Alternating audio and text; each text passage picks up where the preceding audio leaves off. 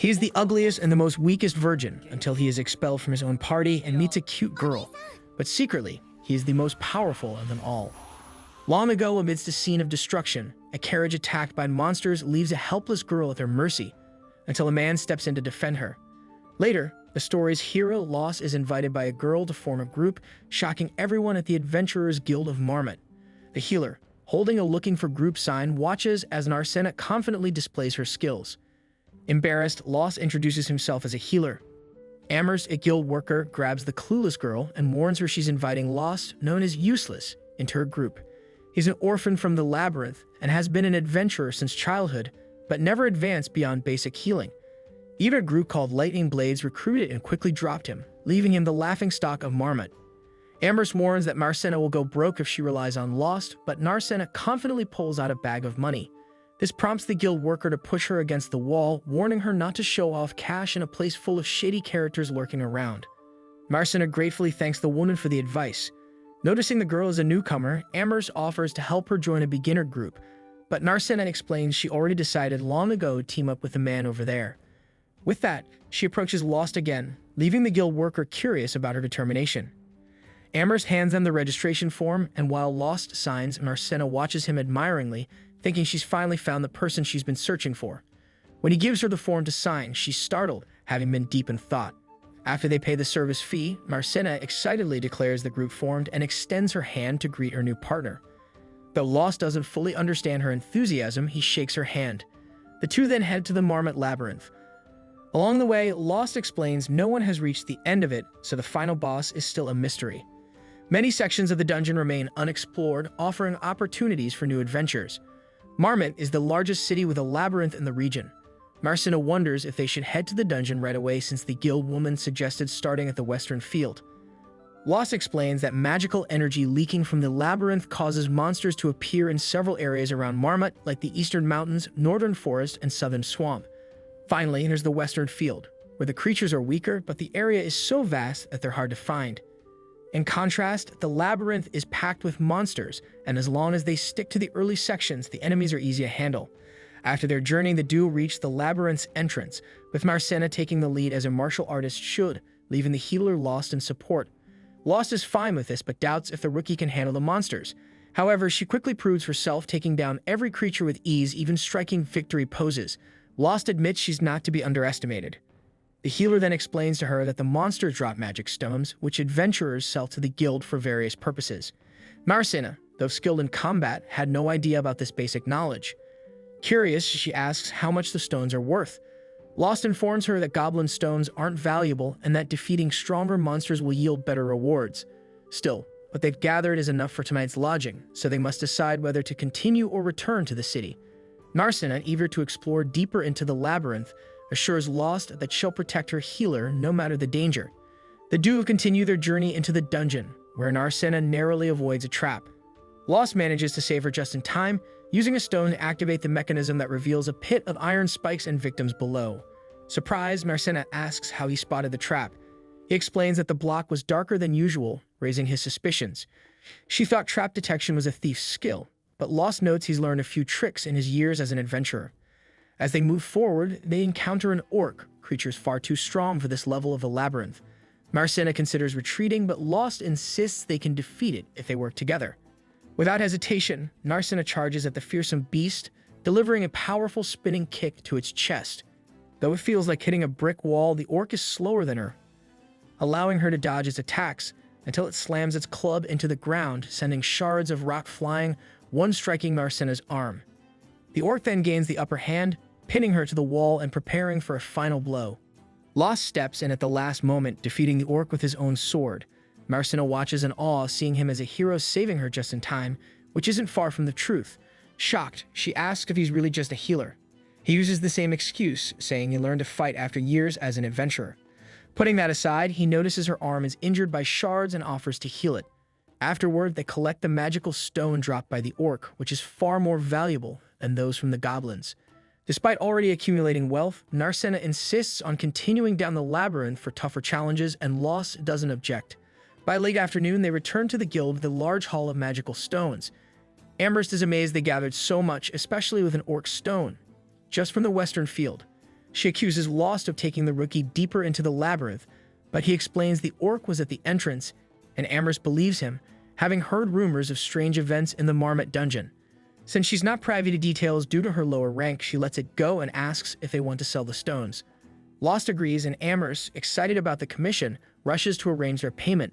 Marcina is confused by her enthusiasm, so Lost explains that guild employees earn a commission when adventurers sell items to the guild. That's why Amherst is so happy, no longer upset about their disobedience. Since there's no point dwelling on the past, the receptionist hands them their payment, a sum 10 times greater than Lost usually got from his past expeditions. He quickly realizes his old group, the Lightning Blades, have been cheating him. Marcina mutters that the guild should make sure all members get their fair share, but Amherst replies that they only step in if the group pays the fee. Lost decides to let it go, as the Lightning Blades are behind him, and it's time to move on. The team says goodbye to the guild's staff while Handsome, a man upstairs, watches Lost leave. Later, while Amherst happily counts her coins like a kid with a birthday gift, Handsome confronts her about placing Lost in a new group. She clarifies it wasn't her choice. Marcina insisted on forming a team with him. Lost then takes Marcina to a tavern where a young waitress greets them, clearly not thrilled to see her friend with another girl. Lost speaks to the waitress's mother, Mary, and book a room. When asked if they want one room or two, Lost confidently says separate rooms. Marcina feels a bit uneasy but quietly admits to herself she would have preferred sharing. They head to their rooms and wish each other good night. As Marcina rests in bed, she remembers her childhood, particularly the day her carriage flipped over on the road and Lost healed her injured arm. That day, she resolved to become an adventurer and team up with the healer, promising that she would always be there to protect him so he wouldn't need to worry. Since then, she's trained intensely to keep that promise, and when she heard Lost had been expelled from his group, she went directly to Marmot to find him. Now that he's part of her team, Marcina feels sad because he doesn't seem to recognize her. She's changed a lot since the girl she once was. On top of that, even though Marcina worked tirelessly, it appears that Lost doesn't really need her support, as he's shown himself to be far stronger than the rumors claimed. Still, she's committed to keeping her promise and staying by the healer's side, as she doesn't understand why people think he's useless when it's obvious Lost has real skill. The next day in a swamp, a group of adventurers faced a 7-headed hydra. The 2 of its heads were already severed. Margulis, the warrior in golden armor, stood at the front, uneasy. Armia, the sorceress, was the most anxious. Their rogue, Siberia, was too injured to keep fighting, while Lost tended to her wounds. Though he couldn't cure the poison, he restored her strength. Siberia mocked Lost as useless, leading Margulis to demand they stop arguing and focus on the battle. But Lost couldn't neutralize the poison, and they lacked an antidote their leader had refused to buy. Margulis blamed Lost, but at that moment, the Hydra attacked again. Margulis blocked the blow and urged Armia to cast a spell. Her fireball barely grazed the beast, frustrating Margulis, who called his allies worthless. Unwilling to continue, he retreated, followed by Armia. Lost, carrying Siberia, also withdrew. In the next scene, we flash back to when Margulis expelled Lost from the group. Siberia blamed the healer for their failure, but Lost suggested they were all at fault, having stayed up all night. Margulis questioned if Lost was blaming them, though that wasn't quite what he'd said. Siberia suggested they ask Armia whose fault it was. The innocent sorceress, feeling intimidated, glanced at the group leader and pointed to Lost, placing the blame on him. At that moment, Lost woke up from the dream, sweat on his forehead, realizing it bothered him more than he thought. In fact, something similar had happened 6 years before. Back then, he was already known as Lost the Useless, but still aspired to become a top-tier adventurer. During this time, another group reached out, but they didn't want a healer. They wanted bait to distract monsters. For a labyrinth orphan like Lost, this was all too common. What he didn't expect was that the monsters would turn on the group and wipe them out. Leaving the dungeon, Lost was left traumatized, never recognized as a real adventurer. That same day, he found an overturned carriage surrounded by goblins. In the chaos, he spotted a defenseless girl and, without thinking, rushed to help. Even now, he doesn't fully understand why. Maybe it was because his life held little value, but if he could save her, his death wouldn't be for nothing. Perhaps that was what he was thinking. During the fight, he was struck on the head and knocked out. Hours later at nightfall, he woke up beside the girl, surrounded by knights who had finished the job. In other words, it wasn't Lost who saved her. The useless remained useless. Reflecting on this, the healer gave a soft chuckle, while the girl he had saved thanked him for his help, saying without him the knights wouldn't have arrived in time. Embarrassed, Lost didn't know how to reply, so he healed a wound on her arm, saying that was all he could do. He then told her how his old companions had left him for dead. Horrified by their cruelty, the girl cried and vowed that when she grew up, she would become an adventurer and form a party with him. After she left, Lost thought about how she was a noble's daughter, unlikely to become an adventurer, but her words still gave him hope. He resolved to try again, training hard and finding a mentor to learn new skills. Eventually, he met the members of the Lightning Blades and joined their group. Looking back, it made sense he would dream of that day. Without the girl's words, he might have quit adventuring for good and never met Marcina. Just then, she knocked on his door, asking if he was awake. When Lost opened it, she invited him to breakfast, and the two set off to eat before heading back to the dungeon to explore even deeper than before. As they continued their journey, they came across a teleportation circle. Lost explained that these aren't common in every labyrinth, suggesting a mage had placed this one after the area was discovered, but little was known about it. Marcina asked if this could transport them elsewhere. Lost explained that while you can enter through one, you need another circle to exit. Hearing this, Narcena thought it might be easier to build one in the city, but quickly realized it could attract monsters. The healer chuckled, noting that monsters can't use these circles and the knowledge to create them was lost centuries ago. The duo then stepped into the circle and were transported to a reddish section of the dungeon, different from the green hues of the upper levels.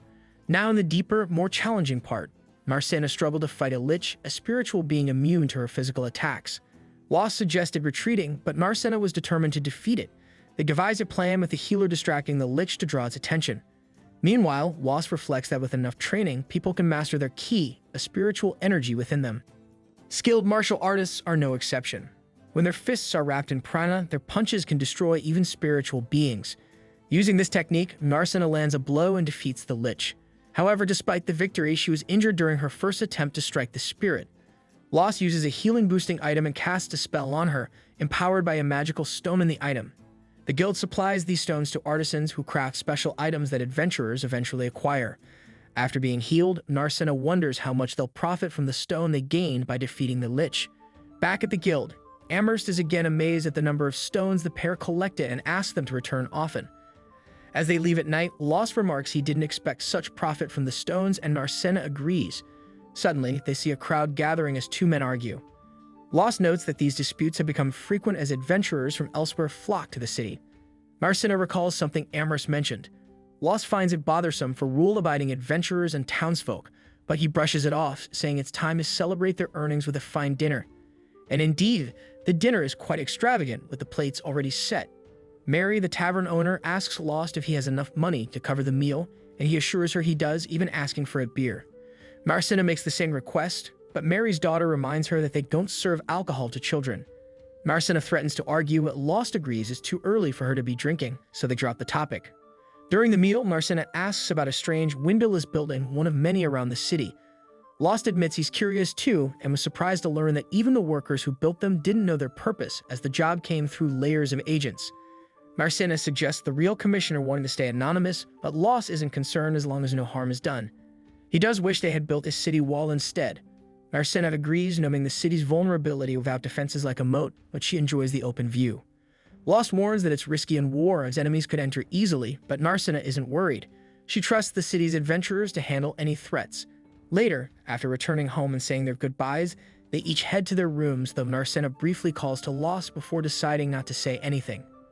As she lies alone in her bed, she laments not having expressed once more her desire to share a room with him. Meanwhile, Lost feels satisfied to be part of a group again, even though he doubts he'll ever encounter that young girl again. He believes that thanks to Narcena, he'll be able to continue his adventures for a while longer.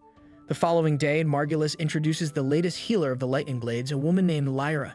She greets the group, but the other girls seem less than enthusiastic about the new addition.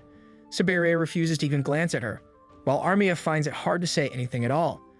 On the other hand, the leader is overjoyed, confidently announcing that now they'll be able to defeat the Hydra. Meanwhile, an elderly man sitting on a throne asks if the sleeping princess is in the city, and his subordinate informs him that she has joined a group with Lost. Pressed for time, the old man commands his subordinate to dispose of the useless healer. In a distant shadowy land surrounded by lifeless trees, Margulis observes that the Hydra's severed heads haven't grown back. He declares that he and Lyra will lead the attack while Armia provides magical support from behind and Siberia sneaks around to ambush the enemy. Lyra, however, reminds him she's a healer and should be on the front lines, which Margulis finds strange because Lost always did. She argues that forcing a healer into battle is absurd, but Margulis explains Lost charge recklessly, occasionally landing a strong hit. Siberia mentions Lost was the one who cut off the Hydra's heads, but Margulis insists Lyra stays back due to her limitations, promising to handle the front alone. Meanwhile, the protagonist and his partner return to the guild after a day of gathering, trading their finds for money.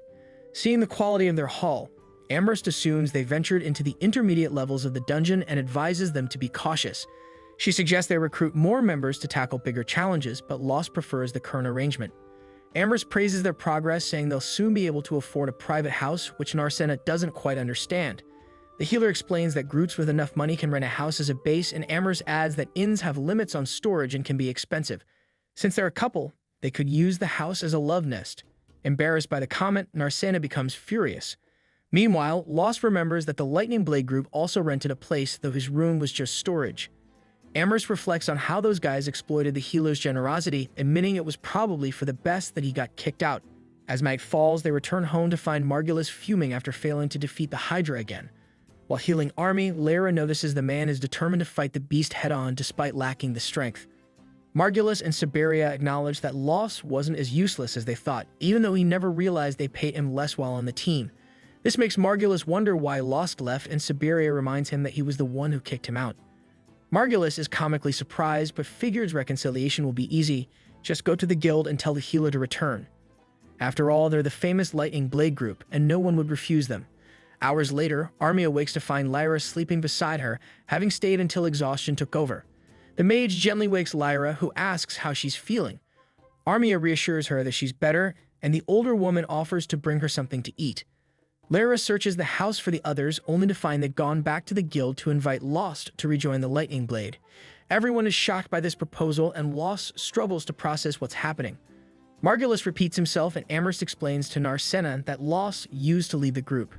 Margulis acknowledges Lost's hesitation, noting it's hard to keep up with a first-class adventurer like him, but assures him there's no need to worry since Margulis will be there to protect him. Lost says that's not the issue, leading Margulis to assume it's about money. He even mentions an error in Lost's previous payments, but insists the current healer is useless, and that Lost should return to help the team. Lost smiles, making everyone think he's going to rejoin. Outraged, Narcena steps in, determined to protect her friend Lost, who is now part of her group. Lost thanks her and clarifies he was just being polite. He has no plans to leave his new team. Margulis accuses Narcena of exploiting Lost and manipulating his pay, going so far as to suggest that the guild is involved in deceiving him. Frustrated by the provocation, Lost loses his temper, grabs the man's wrist, and tells him he holds no resentment for the past. But if Margulis keeps accusing Narcena, he won't be responsible for what happens. Lost walks away without another word. Enraged, Margulis demands Amherst find him an adventurer strong enough to hold the front lines. The guild worker, though tired of these requests, loudly declares that the Lightning Blade will defeat the Hydra no matter what. At that moment, a man steps forward, asking if he's the right candidate. Margulis sizes him up and draws his sword to test him. Amherst warns that this isn't Narcena, but the adventurer charges forward. In an instant, Margulis is disarmed, leaving everyone in awe. Flustered, Margulis claims he was holding back but recruits the man. Siberia questions trusting someone who hides their face, but Margulis replies that he only needs to trust his sword. They can't afford more mistakes. If they keep failing against the Hydra, rumors will spread that the Lightning Blade is useless, which will ruin their reputation. Margulis asks the recruit's name, and he hesitates before replying C, as if making it up. Later, Narcena hears knocking on Lost's door, only to find Sheila, the innkeeper's daughter, outside. For a moment, Narcena feels deceived, but convinces herself Sheila wouldn't do that. Just then, Lost arrives, and Sheila tells him and Narcena they have visitors. They head downstairs and meet Lyra and Armia at a table. Armia immediately apologizes and admits she shouldn't be talking to Lost about this, but she really needs help. Lyra explains Margulis hired a new warrior and is going after the Hydra again. The mage acknowledges Lost's strength, saying if he hadn't cut off some of the Hydra's heads, they all would have been wiped out. She asks him to join them again to take advantage of the Hydra being weakened and finish it off. Lost realizes the mage isn't aware her leader made the same offer earlier. Narcena questions why Armia is so eager to help, considering her likely struggles with Margulis. Armia admits Margulis is authoritarian, impulsive, cowardly, rude, stubborn, vengeful, gluttonous, greedy, and never brushes his teeth, but he's still her companion. At this, Narcena slams her hand on the table and asks what Lost meant to Armia, since she knew he was mistreated but did nothing. The mage confesses she was too afraid to stand up to Margulis or Siberia, and had even accused Lost of being responsible for their defeat. The young girl begins to cry, explaining that she's just started as an adventurer and doesn't know other groups. She didn't fully understand what she was doing, but now realizes Margulis was wrong. Still, she feels she can't abandon a companion. As she breaks down in tears, Lara reveals that the girl has wanted to apologize to Lost, asking him to accept her apology. Lost extends his hand, assuring her there's no need to cry, as he holds no grudge. She gratefully takes his hand, though Lost makes it clear he's not returning to the lightning blade. Armia, saddened, lowers her head, saying she understands. At that moment, Mary arrives with a grand meal, insisting Armia looks too pale to leave sad. While Armia eats, Narcena asks Lyra if she can get Armia to leave the group, but Lyra says if she could, she wouldn't still be there. She emphasizes Armia's kindness, which reminds Lost of Margulis calling Lyra useless. He realizes Lyra will also struggle with her group, but Lyra insists she can't leave Armia, and Lost understands. Later, Lyra runs into the new recruit of the Lightning Blade and mistakenly calls him Zieg, which Margulis corrects. His name is Sieg. Without wasting any more time, the leader summons all the members to prepare for another confrontation with the Hydra. Meanwhile, Lyra questions Sieg about his presence, but Sieg feigns ignorance, pretending not to know her. As he turns away, she notices he's carrying Ronaldo's sword and asks if it was stolen. Nervously, Sieg claims he inherited the weapon from his mentor, but realizing he said too much, he denies any knowledge of this Ronaldo. At the same time, Lost and Narcena embark on a new journey, while the Lightning Blade ventures forth with Margulis, more confident than ever of achieving victory as the team marches once again into Hydra's domain. The expelled member continues with his new partner, venturing into the deepest dungeons, always seeking greater challenges. Meanwhile, Narcena faces orcs wielding heavy clubs, relying solely on her martial skills and strength to defeat foes more than 3 times her size.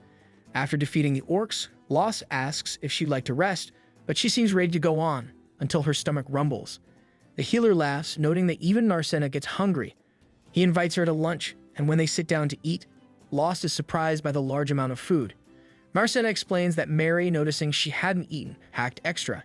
As they eat, Lost describes the Hydra, a venomous creature with tough, scale-armored skin resistant to both physical and magical attacks.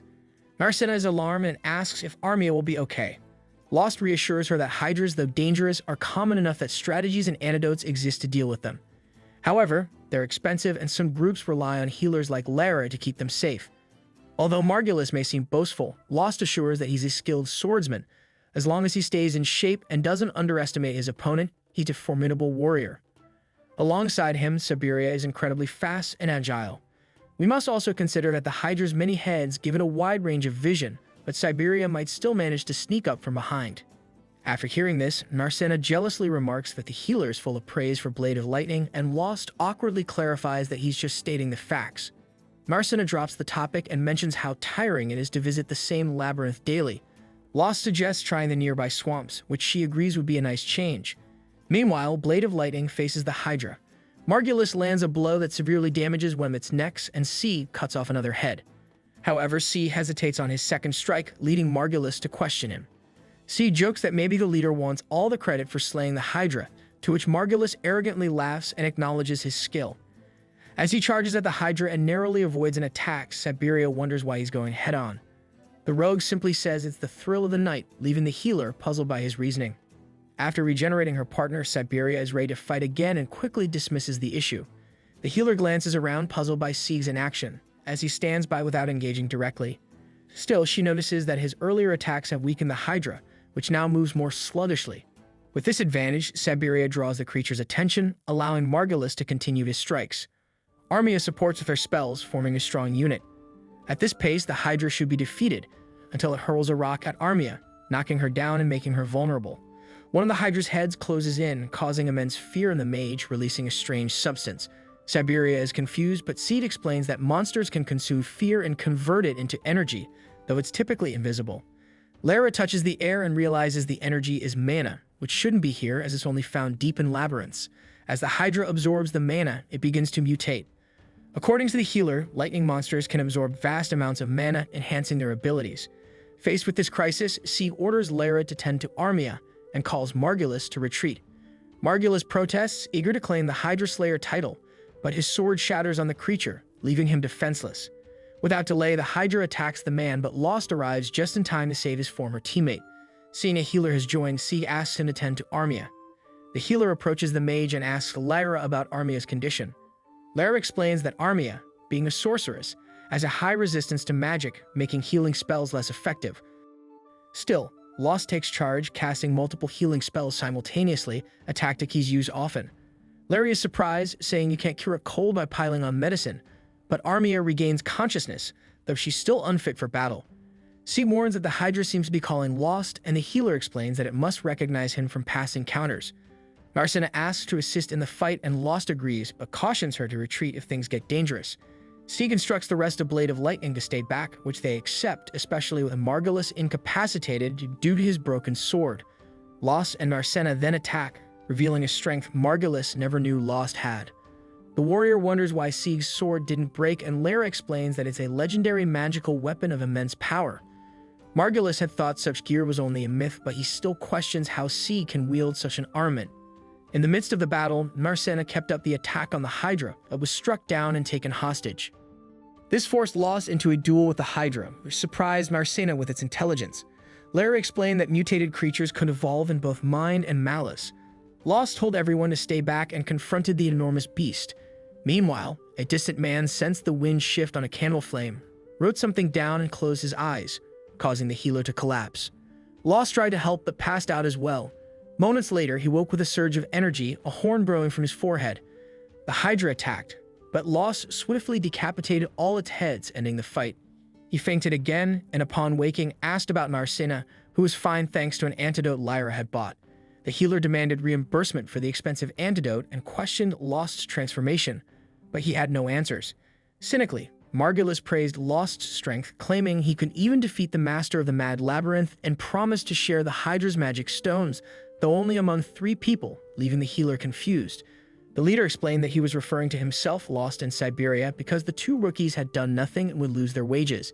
As for the young lady who arrived with the healer, she would only be an assistant and wouldn't receive any payment either.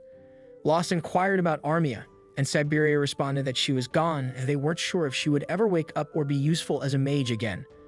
Margulis even suggested they could sell the witch, noting that some people are drawn to her appearance. Without hesitation, Narcina punched him, despite the fact that violence among adventurers was forbidden. Steve and Lara claimed they saw nothing, cutting Margulis's complaints short. However, Siberia said she witnessed everything and would testify for the leader, causing Seed to backtrack and admit he heard Margulis mention selling a teammate on the black market. As a guild representative, he couldn't overlook this and ordered everyone to follow him to the city. There it was revealed that C was an adventurer sent by the Royal City's Adventurers Guild to oversee others due to increasing crime. After discovering what had happened, Sieg announced that not only would they be expelled from the guild, but Margulis and Siberia would also be sentenced to forced labor for their involvement in human trafficking. Panicked, Lost asked Sieg to speak with him outside. He asked the Royal City's representative to spare his former teammates from punishment, believing that while he now sought adventure for fame and fortune, they hadn't always been that way. Lost thought they deserved a second chance. Upon his request, Sieg ordered Margulis and Siberia to travel to the most distant city and never return, a command they quickly accepted, fleeing before he could change his mind. Ambers questioned if it was the right choice, and C responded that he would stay in Marmot to keep an eye on them. Narcina felt guilty for provoking their exile, but Lost reassured her it was the best course of action and thanked her for all her help, vowing to rely on her in the future. Later, Sieg spoke with Lyra about overseeing the guild market, as the Royal City suspected issues stemmed from the branch or its leader. He asked her to join him in forming a group, to which she agreed, on the condition that Armia be included. Sieg didn't object, knowing he couldn't leave Lost unsupervised and wanted to stay close to the younger ones. The following day, the new team updates the healer and the martial artist on their decision to team up. Narcina remarks that they now form a balanced trio, a warrior, a healer, and a mage. Meanwhile, Lost checks in with Armia to see how she feels about this change in her life. Armia, seemingly unsure, admits she has nowhere else to go and feels indebted to Lara and C for saving her. Although they've told her not to worry, she's determined to repay them in some way. Lost and Narcina remind her that she has new friends now and encourage her to move forward. After this conversation, Narcina asks what their plan is for the day. Lost suggests stopping by the guild to exchange the Hydra's magic stones for money, as they missed doing this yesterday. He also proposes taking on a mission since adventurers rely on these tasks, which involve monster hunting, gathering special items, or providing protection, as a source of income and experience. This thoughtfulness moves Narcina, and though she blushes, she brushes it off and continues to the guild with the others. Upon arriving, they notice a tense atmosphere as everyone stares at them with stern faces. Through the murmurs, they hear that Lost, previously deemed useless, is now credited with killing the Hydra. Seeing the tension, Lost tells his partner to stay alert since they're becoming the center of attention, and someone might attempt to steal a Hydra's magic stone. Soon after, a fellow adventurer named Marnell approaches the pair with his group, asking for a private word with the healer. Suspicious, Lost questions the timing, so Marnell tells his group to step back, recognizing their presence might be causing unease. Alone, Marnell explains that his companions were only curious about how useless Lost managed to defeat such a notorious creature. The healer quietly notes to Marcena that Marnell doesn't seem to be after the stone. Marnell then bows before Lost, expressing regret about the situation with Margulis, admitting that although every adventurer, including him, knew of Margulis' actions, they chose to ignore it, leaving Lost to confront the villain alone. He acknowledges he was among those who mocked Lost, hoping he might be forgiven. Marcena, unimpressed, tells Marnell he should kneel and apologize for 3 days and nights, as such a brief time is nothing compared to the years of pain Lost endured. She adds that even a storm of spears would be too little punishment. Desperate, Lost begs her to stop, fearing that if Marnell accepts, people might start viewing him as the villain. Despite defeating the Hydra, he still views himself as a failed healer, limited to using only healing magic. This self-perception makes him feel as though he's still the same useless person, and he even asks Marnell to keep calling him that. With that, he offers a hand to the adventurer, who, though surprised, reciprocates and assures him that he can always rely on his help in the future. Lost then heads to the counter with Narcina, showing a rare item. They ask if the stone's value dropped due to a strange mutation, but the attendant explains it's actually worth 10 times more, as monster mutations are rare and add value. The attendant mentions that such mutations typically require large amounts of mana, usually found only in labyrinth depths. Lost then comments that the Hydra mutated in swamp areas, suggesting that mana might accumulate outside labyrinths too. Amherst doubts there's enough mana for this mutation, and Lost suspects something unusual is happening in the labyrinth. Marcena wonders if the guild takes action in these cases, and Lost stresses that an expedition should be organized to investigate. Just then, Handsome appears, making Amherst tense, and he explains there's an urgent matter requiring attention. Soon after, he reads a report revealing that mid-level monsters are moving to higher levels and that there's a confirmed mutation outside a labyrinth. Still, Handsome dismisses these problems as unimportant. Lost, however, worries that adventurers could be harmed if this continues. Handsome responds that adventurers know the risks of their job, and when Lost insists on warning them, Handsome tells him to leave town if he's so afraid. Outside Handsome's office, Narcena becomes angry at Handsome's attitude, but the healer chooses to let it go. Amherst explains that Handsome is always like this and that the true guild master, Mist, rarely appears due to his old age, leaving Handsome to manage the branch. Lost notes that Handsome must be capable, but Amherst shares that Handsome has high expectations, harshly criticizing even small mistakes, which frightens the staff. Changing topics, Lost makes a request, and they sit down as the attendant shows available missions like gathering herbs or searching for adventurers. Marcena frowns at a request to escort someone fishing in a maze, thinking it's beneath an adventurer, but Amherst chides her, saying if it pays well, why not? After some searching, the dude finally finds a monster elimination mission that excites the fighter. However, Amherst advises against it as it involves a phoenix near a teleportation circle in the intermediate levels. While the bounty on the phoenix offers good pay, Amherst warns that a healer and a martial artist may struggle against a flying creature like this without ranged attacks. Nevertheless, Narcena is eager to take the job, so Amherst suggests they recruit additional support, a warrior, a mage, and a healer with wide-area healing abilities to cover the group. With this plan in mind, Lost and Narcena quickly approached Seed and Lyra with a proposal. As they discuss, Lyra whispers that working alongside Lost will make it easier to keep an eye on him, while Lyra, though surprised, accepts her place in the team. Lost assures her of her value to the group, emphasizing her talents despite past misunderstandings. Agreeing to join, they decide to set out early the next day. Steve will inform the guild of their departure, while the others prepare supplies. Later, Lost takes Marcena to the apothecary, noting that burns heal faster with medicine, complementing healing spells. Upon hearing the explanation, the girl emphasizes that her friend truly understands not only healing but life itself. As she says this, a wave of sadness overtakes her, and she retreats inwardly. Suddenly, a woman embraces her from behind, calling her Nar. Startled, Marcena turns to punch, but the woman dodges effortlessly, revealing herself to be Ralma, a powerful mage known as the Fire Goddess. They haven't seen each other in years, and Marcena learns that Ralma came at her father's request after Narcena abruptly left home. Ralma, suspecting Lost's involvement in Narsena's departure, recognizes him as her former student. At a tavern, Lost reveals he once trained under Ralma, while Narsena explains that Ralma was an old family friend. When Ralma asks to speak privately, Lost declines, explaining that he and Narsena are partners who trust each other. To prove his growth, he deftly dodges one of Ralma's fireballs, convincing her to let him stay.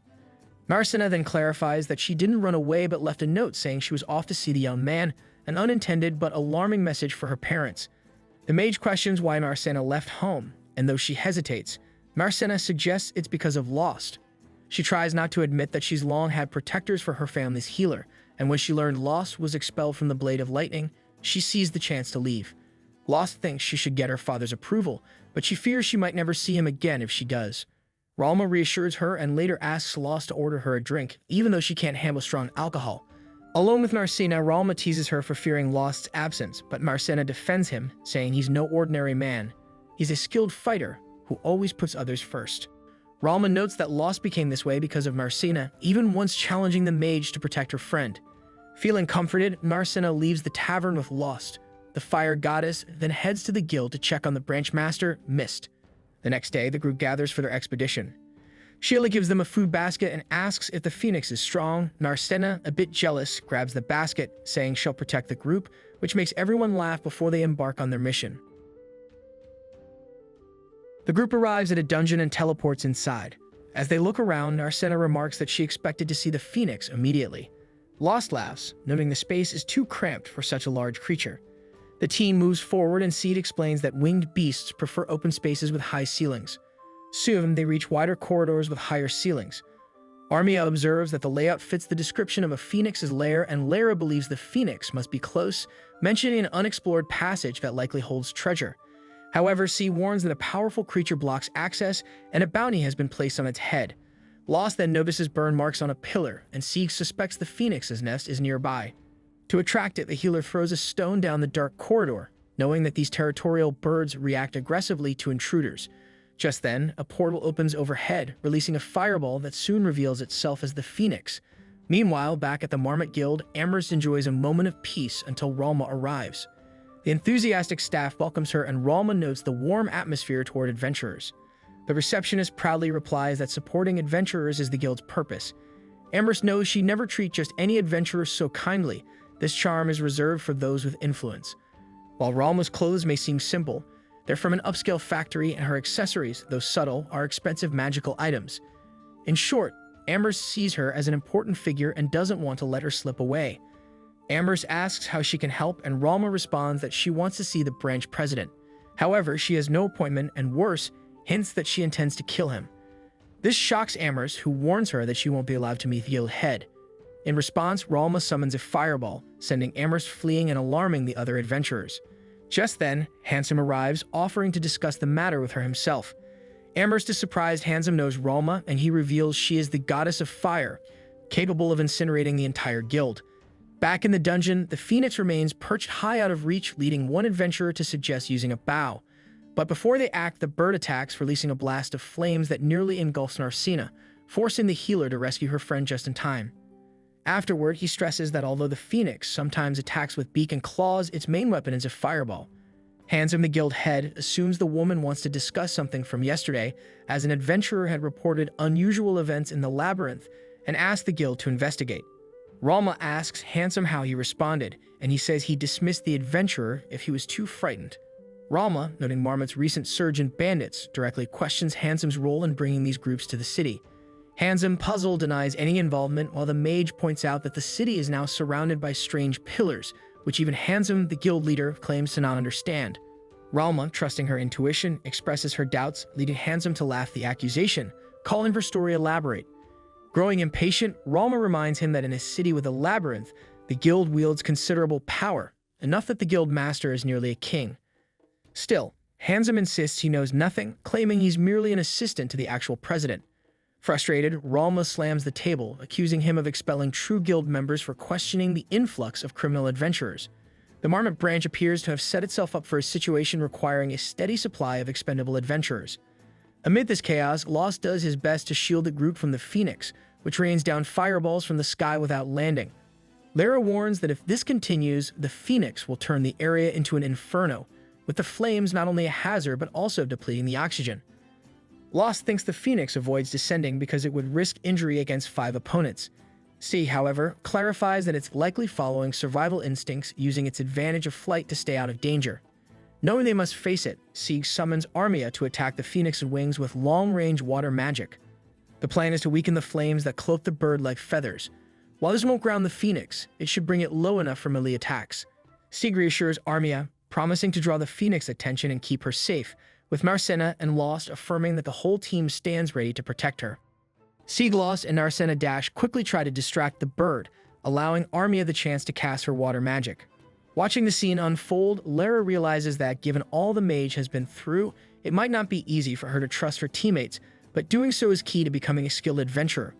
Finally, Armia finishes preparing her water arrow and fires it at the phoenix, hitting its right wing. This brings the phoenix close enough for Sieg to strike with his sword, but the blow isn't deep enough to finish it off, though it deals significant damage. Meanwhile, at the Marmot branch office, Handsome denies rumors of a labyrinth uprising. Ralma, however, sees the recent city disturbances as potential warning signs. She is especially concerned about monster mutations due to the massive mana surge in the city and around the labyrinth. Suddenly, the phoenix begins mutating, doubling in size and turning from red to blue. Armia is horrified by this rapid second mutation, recalling her near death against the Hydra. Lara fears a repeat of that ordeal, especially if Armia succumbs to her fear, which could hinder her from ever moving past it.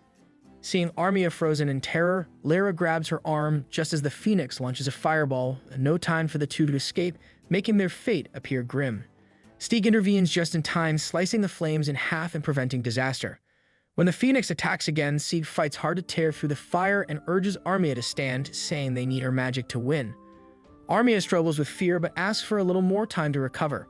Furious, Ralma leaves the guild, angry that Handsome feigned ignorance. She heads to one of the city's mysterious pillars, casting a fire spell and feeling an unusual sensation. Though she doesn't understand these massive columns, her curiosity grows. Meanwhile, Marcena lands her first blow on the phoenix, but instead of harming it, her own hand catches fire, leaving her open to a counterattack.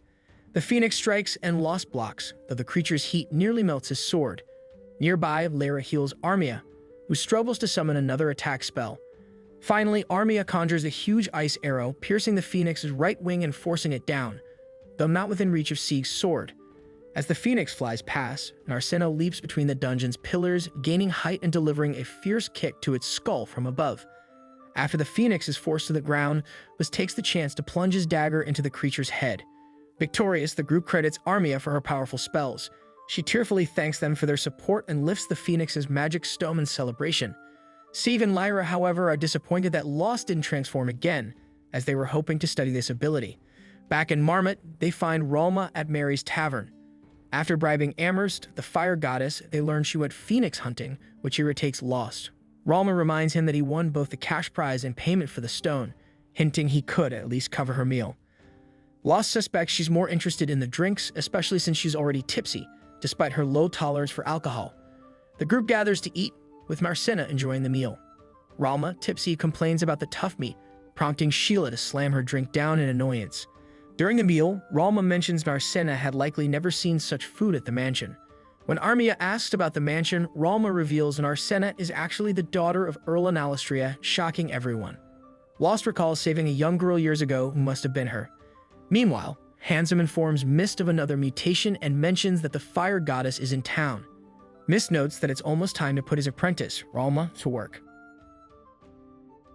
A day after selling the magical Phoenix Stone, Marcena still couldn't believe the generous reward her group received for retrieving such a rare item. Amherst, noticing her complaints, asked her to wait until they checked the bag. Opening it, they were captivated by the gleaming contents. The guild clerk explained that she chose gold coins instead of silver or copper to avoid making the bag too heavy. Hurt by Marcena's attitude, the receptionist revealed the difficulty of gathering the coins, even seeking help from other agencies. In response, Lost tipped Amherst for her efforts and left without a word. Confused, Amherst asked Marcena if something was wrong, but she dismissed it as unimportant. Meanwhile, in the town square, a storyteller shared the legend of an evil dragon that awakens every 200 years, plotting world domination. Only the beloved hero could defeat the beast in a battle for the world's fate. When the storyteller asked who should win, the children cheered for the hero. At that moment, Marcena arrived with food she bought from a market stall, but nothing seemed to lift Lost's mood. Sensing this, she suggested renting a house with their earnings. Lost found the idea repetitive, but Marcena insisted she had been thinking about it for a while. Amherst agreed, adding that a private house would be more comfortable and cost-effective than staying at an inn. Marcena had determined they had enough funds to rent a place or even buy one if they chose. When Lost asked if she was uncomfortable staying at Mary's Inn, she admitted it was cozy with excellent food. However, the constant bustle and noise of the inn made it less ideal. What she truly wanted was a quiet, private room to chat with her friend, perhaps while sipping something warm by a fireplace. Jokingly, she mentioned the possibility of a romance blooming between them over time, but quickly clarified she was kidding. Lost dismissed the idea of living together, citing their lack of readiness and the need to save for emergencies. He then brought up C's invitation for them to form a formal group, noting their current arrangement was only temporary for tackling the Phoenix. Lost argued it wouldn't make sense to rent a place until they committed. Marcena wondered aloud if he genuinely wanted to team up with C and the others. Lost acknowledged that, strategically, C's strength could be valuable for future dungeon expeditions. Marcena assured him she would follow as long as he was by her side. Later, the team celebrated their official union with a feast at Mary's Inn. True to form, Mary offered a delicious roasted chicken, which the group enjoyed heartily. Armia nearly dozes off, so Lyra offers to escort her to her room. C wants to help, but the healer suggests he use the time to bond with Lost. Meanwhile, Marcena joins the girls upstairs, seeking Lyra's advice. She confides that she asked Lost to move in with her, but he declined, making her worry he might not like her. Lyra reassures her, saying that's unlikely since Lost often goes out of his way to care for her. Perhaps he's just shy or someone who prefers to take things slow. Lyra adds that not all men are the same, and it takes insight to understand their differences. Marcena feels reassured, praising Lyra's wisdom and love, though Lyra privately wishes that were true. Downstairs, Sieg and Lost discuss the same topic. Sieg sees no harm in Marcena and Lost living together, especially since Marcena clearly likes him.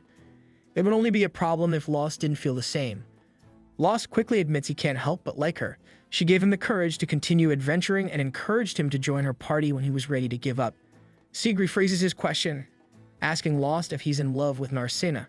Lost's initial reaction is a moment of flustered embarrassment. Returning to the room, Lyra points out that C rarely shows emotion, making it hard to know what he's thinking. Marcena grows curious about when the two first met, and Lyra explains it was long ago in the capital when they were part of the same group. Known for her beauty, Lyra often attracted men, some of whom joined the team just to be near her. Marcena recalls hearing that Margulis was one of them, prompting the healer to sigh about the ulterior motives of even the boldest suitors. Suddenly, Armia reveals she had been listening the whole time, intrigued by their conversation. Marcena urges Lyra to continue, and the healer recalls a man who joined their group solely to follow her. His admiration became an obsession, culminating in an attempt to assault her. Fortunately, Lyra fought back and escaped unharmed. Despite Lyra's composure, Sieg couldn't forgive himself for recruiting such a man. That night, consumed by hatred, he banished the man far away and left, vowing never to return. Speaking with Lost later, Sieg admits he didn't know how to face Lyra again. When he encountered her during a guild mission from the royal capital, he never expected her willingness to assist him with what he needed. Lyra forgave Sieg even when he couldn't forgive himself. In the room, Lyra admitted she was never upset with him for his actions, yet he chose to leave without considering her feelings. Sheila, hidden nearby, steps forward and asks if Lyra likes Sieg, surprising everyone. As if it were nothing, a little girl serves food someone ordered. Turning to the men, a seasoned warrior from the capital apologizes for sharing old stories and questions Lost about rejecting Marcena's invitation to live together despite his love for her. Lost explains he needed clarity before deciding. Before revealing more, Amherst arrives with a report on Marcena's family, which Lost had requested. Earlier, in a battle against a dragon, the hero Lost lay on his deathbed until a mysterious girl known as the Sleeping Princess subdued the monster.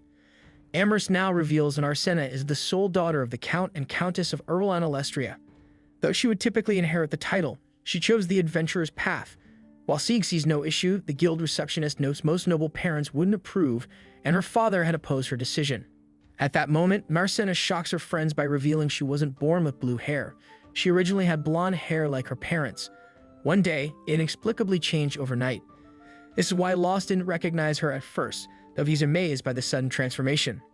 Amherst says the cause is unknown, but since her hair changed, her father allowed her to pursue adventuring, a decision Sieg speculates was made because the Count feared for her life. However, Amherst doubts that someone capable of kicking a phoenix mid-air is on the brink of death. Now fully supported by her parents, Narcena is an adventurer.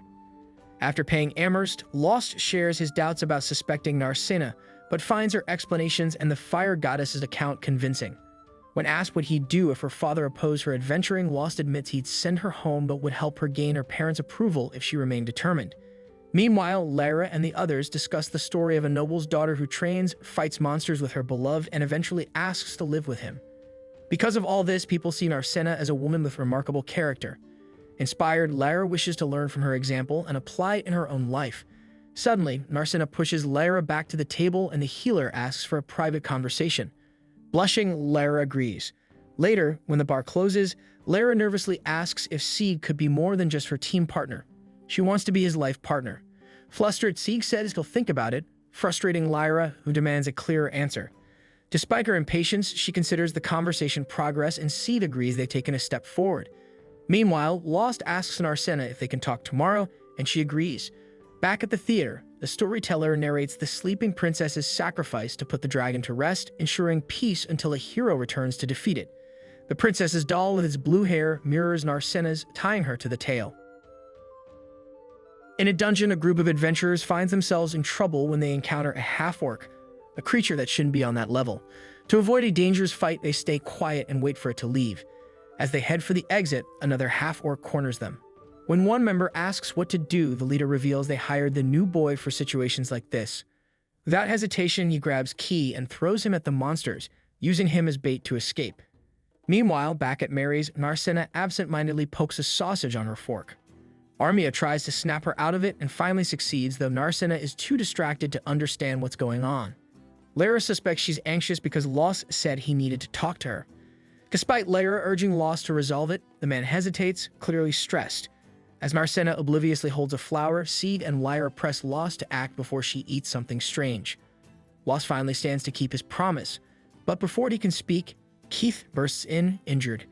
Sheila rushes to help, and Narcena shows concern for the wounded man, cutting the moment short. To reassure his companion, the team's healer explains that the injuries aren't as severe as they look and assures that Lyra and Sheila will take good care of him. Narcena agrees it makes sense for Lyra to help, but struggles to see Sheila's role until Mary arrives and reveals that the two have been childhood friends. The injured boy, Keith, is a labyrinth orphan like Mary's daughter. Mary explains that she once cared for Keith, giving him food and shelter, but like most labyrinth orphans, he chose to become an adventurer. He was overjoyed to announce his acceptance into a group. Hearing this, Lost apologizes to Narcena, suggesting they continue their talk later, as they must hurry to the Adventurers Guild. Upon arriving, they find Keith's group tied up after confessing their crime. Marnell, who captured them at Lost's request, informs Lost he can decide their fate. Lost spares them from further harm but orders their banishment. Marnell tells the prisoners that Lost's kindness grants them freedom, but warns they'll be killed if they return to Marmot. Terrified, the prisoners flee, vowing never to come back. Amidst the commotion, Amherst arrives to scold the adventurers for taking matters into their own hands. A member of the group retorts, saying it's the guild's responsibility to deal with such offenders. Since no one took responsibility, they decided to take matters into their own hands. The girl replied that she didn't make the rules, which caused Lost to lose patience. He questioned what the institution's leaders were thinking by allowing outsiders to roam freely in the headquarters. Handsome then appeared, asking who Lost thought he was. Noting that while Lost was a registered adventurer, instead of reporting disputes, he acted unilaterally, issuing decisions that might as well be death sentences. Handsome warned that this behavior could lead to Lost and his team being banned. Two group members retorted, telling Handsome to drop his smug attitude and stop blaming them while neglecting his own duties. Their leader calmed them, saying violence wouldn't solve anything. Lost agreed to speak with Handsome and later explained in Handsome's office that orphans could be found in any dungeon city, but unlike Marmot, others had measures to address these issues. Handsome responded that guilds have limits and can't always fund projects that likely won't work. Lost was outraged by this indifference, accusing them of using orphans as bait. The deputy chief reminded Lost he had already warned him. If he didn't like how Marmot's branch operated, he was free to leave for a city with policies he preferred. In this city, he has no authority to ban anyone but himself. The leader explains that the healer was mistaken because the Adventurers Guild never forces anyone to join. It's always voluntary. This also applies to the boy who shouldn't have become an adventurer in the first place. Lost agrees but argues there must be better ways to handle such issues. Handsome recalls his saying, adventurers live with danger and incompetence leads to death. Only the prepared deserve to survive. That's the harsh reality. Handsome reminds Lost of his identity as Nogzem, revealing a mark on his arm. Years ago, Nogzem was exploited by his team, forced to bear their burdens while being threatened and despised. However, Lost, the group's healer, always treated him with kindness and respect, even offering help. Nogzem, resentful, rejected Lost's pity only to regret it later. One night, Lost warned Nogzem of goblins approaching. The two roused the group, but the goblins were too numerous to fight, forcing them to act quickly. The team decided to use Nogzem and Lost as bait.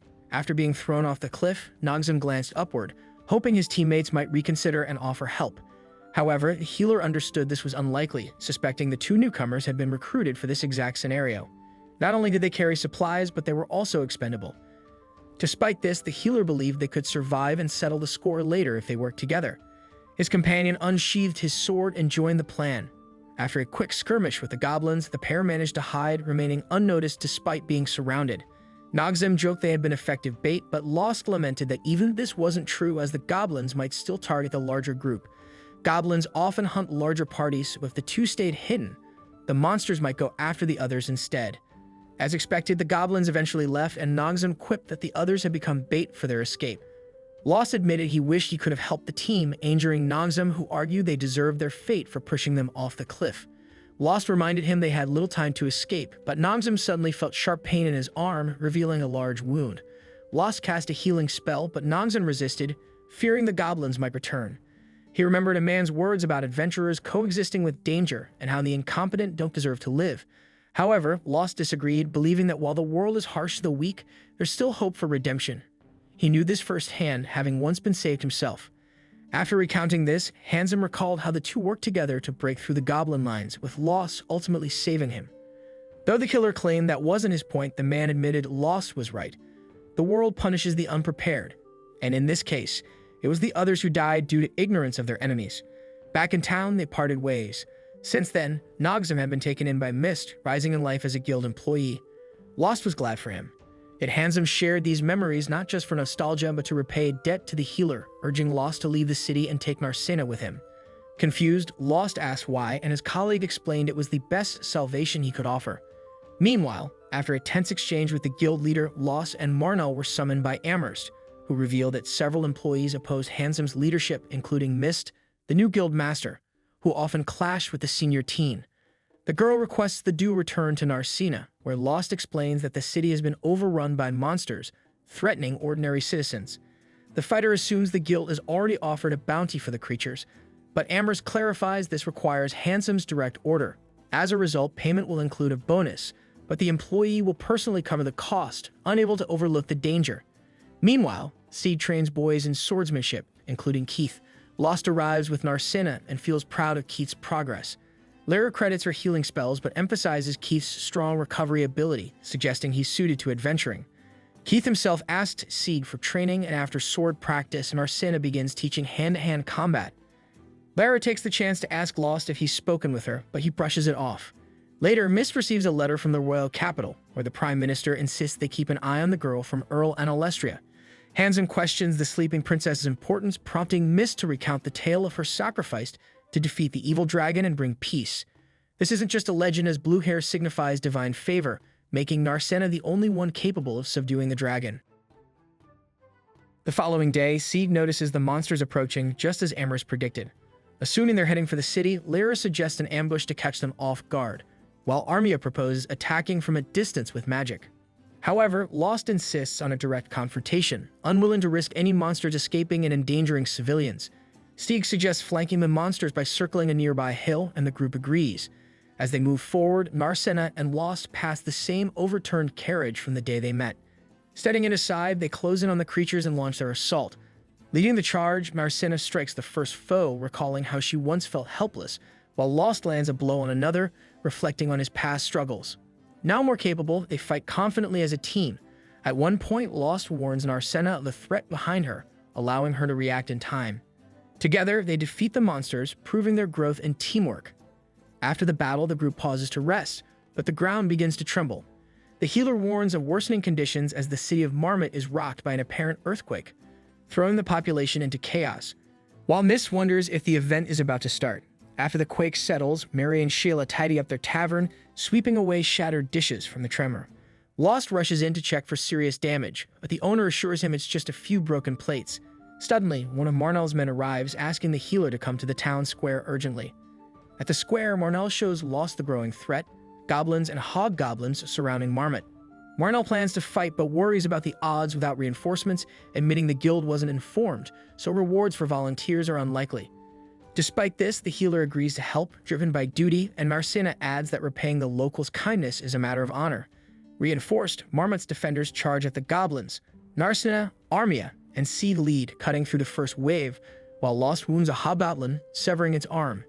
The creature's agonized cry incites the goblins to rally, unnervingly chanting in human language.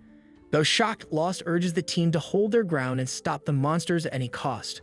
The battle rages on, with the defenders holding a solid edge over the goblins.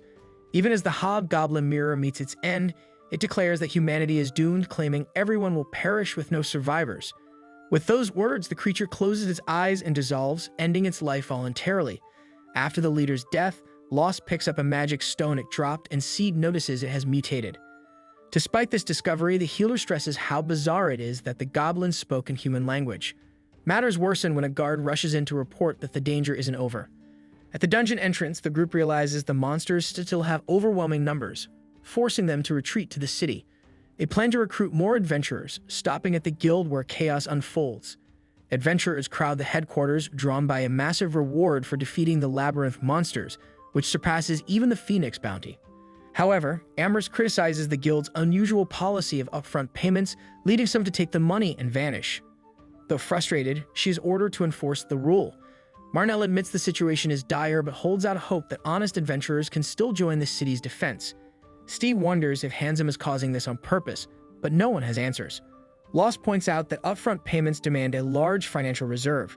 To everyone's surprise, Roland returns to Marmot and tells the group they should have anticipated this. While Lost may not have predicted it, it's now clear this is the Labyrinth's fury. Amherst, familiar with the term, leads the adventurers to a book explaining it. The fury is a phenomenon where swarms of monsters pour out of a labyrinth. It usually lasts a day, but in rare cases, it continues until the nearby area is overwhelmed. If a city lies close to such a labyrinth, it's often surrounded by monsters and eventually destroyed. This occurs due to an excessive buildup of magical energy in the dungeon. To stop the fury, all monsters must be eliminated, and the dungeon must release its stored magic. The book reminds Amherst that adventurer guilds were established to prevent this by reducing labyrinth energy. Pensive, Lyra wonders how the guild employee could forget this essential history. Offended, the employee explains it was barely mentioned during her training as she's never experienced a fury before. Ralma clarifies that the last one occurred over a century ago. Even so, Lost finds it odd that it's happening in Marmot, a hunter-filled city where monsters are regularly defeated in the local labyrinth. It seems illogical for the region to face this issue, but even the fire goddess admits she doesn't know why. Regardless, the problem is real, and they must find a solution. Lost, alongside his teammates, takes charge of Marmot's resistance, asking residents to donate furniture for barricades against the enemy. Despite the presence of adventurers, many left after receiving their advance pay, leaving too few to handle the threat alone.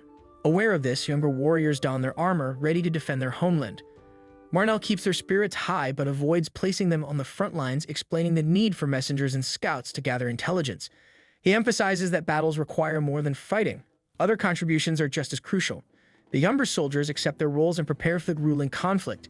As Lost approaches, Marnell wistfully recalls his days as an eager recruit, lamenting that these boys will lose their innocence, and perhaps their lives, after this battle.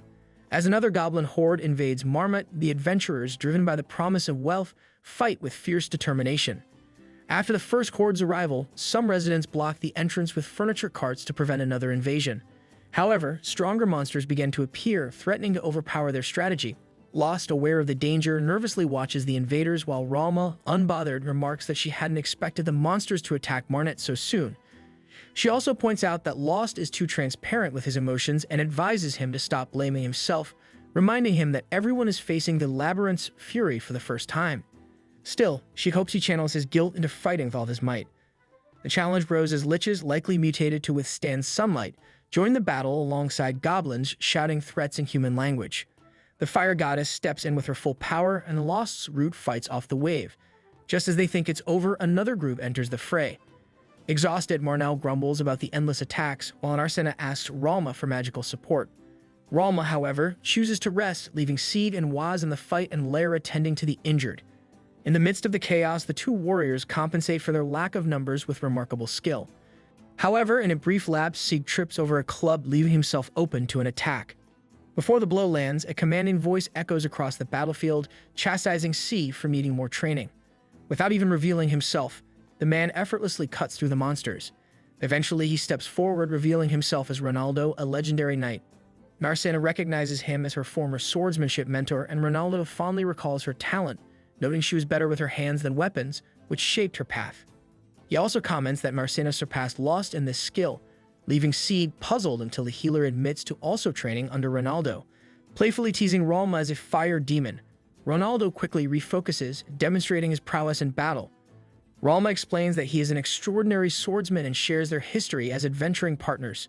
Suddenly, Handsome arrives through a portal, warning Ralma that Miss wishes to speak with her. Lost asks to join Ronaldo to address the branch president, and C invites Arsena along despite her confusion. Without hesitation, Ralma attacks Mist with a fireball. As the smoke clears, Mist emerges unscathed, his pointed ears revealed. Ralma labels him as one of the last elves cursed by the gods, to which Mist retorts that such disrespect is unbecoming of a student addressing her master. The mage confirms the details, as elves are famously more skilled in magic than humans. Among them, Mist, who has mastered countless spells over 600 years, stands out as an enchanter far beyond Ralma's abilities. Suddenly, Mist makes a subtle move that everyone misses except Arsena, who reacts in surprise. Lost asks what happened, but she stays silent. Ralma then wonders why Mist has come to meet his old master after so long, fearing she might be reprimanded for being a poor mentor. Mist regrets her doubts but notes that Handsome, his current apprentice, has been more respectful despite lacking magical talent. Handsome defends himself, claiming he's learned much from Mist and is ready to excel. Mist demonstrates how a true apprentice should act, but Ralma resists any implied criticism. As the discussion grows, Mist summons a table, and they talk further. Later, Ralma recalls that Mist confessed to luring troublesome adventurers to the city during invasions, ensuring loyal ones stayed safe. To her, this proves Mist knew the attack was coming.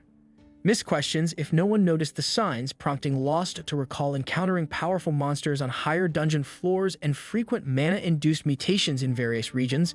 Arsena and the healer wonder why the elf master, aware of the impending disaster, failed to warn anyone. Better preparation could have saved lives. Handsome explains they knew a monster stampede was imminent but couldn't predict when. It might have been days, months, or even years, making warnings seem pointless. Lost accuses them of hiding the truth and trying to evacuate his group. Ralma remarks that something suspicious is happening. Mist admits his superior, a high-ranking figure overseeing all adventurer guilds, ordered secrecy about the attack. Handsome is troubled by this but decides to stop concealing the truth. Ralma notes the stampede typically lasts a few days, devastating cities before dispersing once the guiding magical power fades. She explains the royal city is safe, so its rulers avoided spreading panic.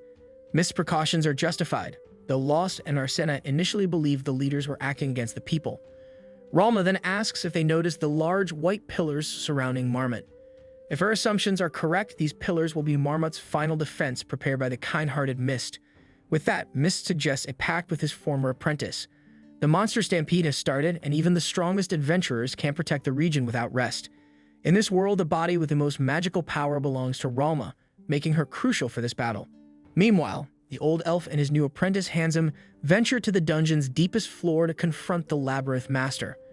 Lost and Arsena are stunned, believing until now that this master had never been discovered. Handsome clarifies he hasn't but claims to know where to find him. The mission is dangerous, but defeating the monster boss and severing the mana flow fueling the stampede would resolve the crisis. Ralma agrees to fight on the front lines. Ronaldo slays countless enemies with his blade, impressing Lyra, who teases Sieg about his own struggles to take down a single goblin. Sieg grumbles that this isn't the time for added pressure. Suddenly, a half-orc appears, lifting two humans with ease, frightening Mist's forces. Armia worries about such a powerful enemy, but Ronaldo reveals even worse news. There are multiple half-orcs. Sieg, concerned for the young recruits behind the barrier, joins Ronaldo and charge against the monsters. Ralma and her group leave Mist's office, and before parting, Handsome reminds her to stick to the plan without delay. The mage heads to a garden gazebo, places her hand on it, and summons a magical circle. activating a mechanism that opens a portal. Before stepping through, Ralma warns Lost not to trust Mist too much and bids farewell in a way that feels final. As she enters, a beam of light shoots across the sky, forming a protective shield around Marmot. The monsters outside are unable to breach the barrier, which lets allies pass through but keeps enemies out. This allows the adventurers outside to focus on internal threats. Amid the battle, Ronaldo advises Seed to adjust his grip on the sword to conserve energy. Observing the others, he notices how the adventurers are effectively handling the city's opponents, likely thanks to the barrier. Lost and Arsena arrive, explaining that the shield was powered by Ralma's magic. However, maintaining such an enormous barrier drains a massive amount of mana. While most would faint from exhaustion, the gazebo's mechanism keeps drawing power even if Ralma collapses, putting her life at risk. Lost reflects on his master's farewell and begins to understand its urgency. Suddenly, a powerful griffin appears, clawing at the barrier. Like the other monsters, it cannot break through, but its immense strength makes the shield falter. Ronaldo assures them that the elven magic will hold, but warns that the mana required to sustain it grows with increased pressure, draining more energy from Ralma. Lost tries to confront the griffin, but Ronaldo insists it's not a task he can face alone. The group vows to help, and they head out. Ronaldo quickly defeats the first monster, but as the griffin intensifies its attacks, he orders the smaller enemies, goblins and orcs, be cleared out first. Suddenly, the monsters retreat, keeping their distance and leaving the group puzzled. Ronaldo senses danger, and he's right. A fenrir appears. Lost explains it's the fastest and most powerful land creature, forming a deadly duo with the griffin. While Seed marvels at the sight, Lara notes his trembling hands. Ronaldo then instructs Lost's group to handle the fenrir while he deals with the griffin. As the master leaves, Ephemera takes the lead, rushing toward Armia. Lost intercepts and battles the wolf directly. Lara admires Lost's quick reflexes, but Seed reminds her that human stamina drains fast in such intense fights. The wolf slashes Lost's arm, exploiting his weakened state, but Seed blocks its advance with his sword and tells Narcena and Lyra to help Lost while he and Armia handle the enemy.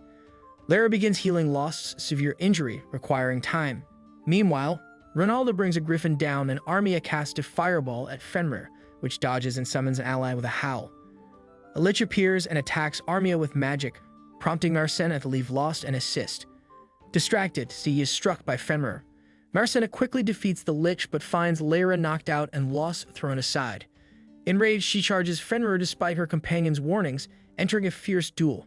Sieg orders Armia to support her, but the risk of hitting Narcena with spells is high. Still, Narcena lands a powerful kick to Fenrir's head, wounding it, but the wolf retaliates with even greater ferocity. The battle between Narcena and the Fenrir rages on, but it becomes clear she's at a disadvantage. The wolf's claws slash her arm, leaving her injured and drained. Narcena collapses on her back, feeling the beast's paw pinning her down.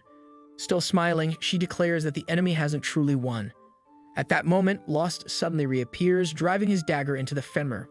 Though he had seemed defeated earlier, Lost had been healing and asked Narcena to stall for time. With the dagger embedded, the Fenrir is defeated and Narcena faints, satisfied to have proven her strength. When she wakes up later, she's surprised to be alive. She asks Ronaldo about the griffin, and he reveals the magical stone dropped by the creature. This gives Narcena hope for Ralma's safety, though Lost warns that it depends on the branch president defeating the Labyrinth Master. The group agrees to return to the hotel to decide their next move. As Narcena stands, she notices her companion's injuries and remarks on their struggles. Handsome responds that everyone is alive, but unexpectedly performs a jujitsu move, carrying her into a portal. If you're enjoying the journey of this series, please hit that like and subscribe button and turn on that notification bell so you don't miss any updates. All of your support helps me to keep bringing more high-quality recaps.